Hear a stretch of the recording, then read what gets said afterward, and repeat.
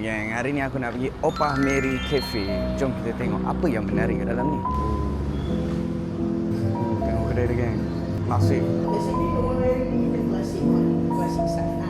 Okey. So kita memang pakai bawah saja untuk operasi biasa. Oh. Kat atas ni dia just kadang macam kita ada event or something. Kalau kita buka kat atas birthday. Makanan dekat Opah Mary ni basically dia lebih pada klasik lah. Klasik. Rebus. Kedai ni tutup buka pukul berapa? 10 pagi 10 pagi. sampailah ke 8 malam. Kat Selasa kita tutup. Dah berapa lama kedai ni? 3 tahun. 3 tahun.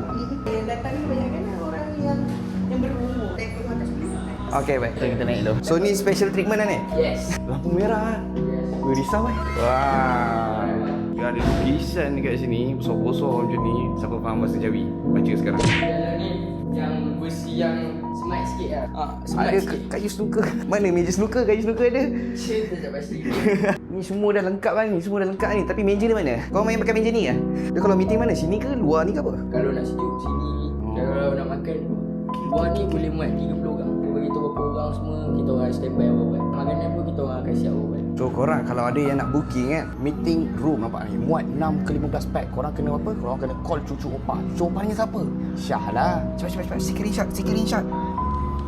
Dekat meja aku ni sebenarnya, aku boleh makan, aku boleh jahit sekali. Gempor tak gempor? Tu Iman.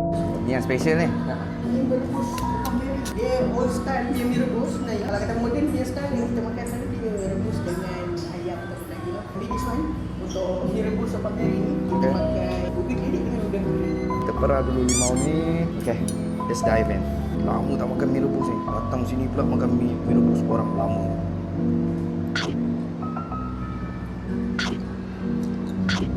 Bila kuah dia masuk dalam mulut kau, bermacam-macam flavor kau dapat rasakan. Pedas, manisnya sikit, berlemak, sangat sedap. Kalau korang datang sini, kau kena try dia punya mie rebus dengan dia punya kopi. Ini yang paling top dekat sini.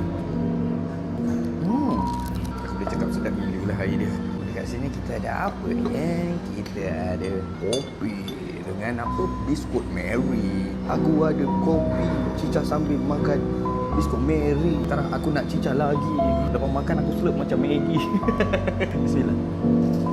Bagaikan bintang diturun ke langit dan langit turun ke bumi. Look at the cekodoh. Siapa tak pernah makan cekodoh pisang macam ni? Korang rugi weh. Nak lagi padu, datang je lah. Opah Mary Coffee ni. Makan cekodoh, kau minum kopi, kau cicah biskut Mary, kau makan mie rebus. Esok confirm kenyang gila. Okay geng, aku pun dah habis makan. Ini aku bungkus untuk mak aku geng. Sebab jarang-jarang aku datang kat kedai Opah Mary ni. So korang mana-mana yang nak rasa makan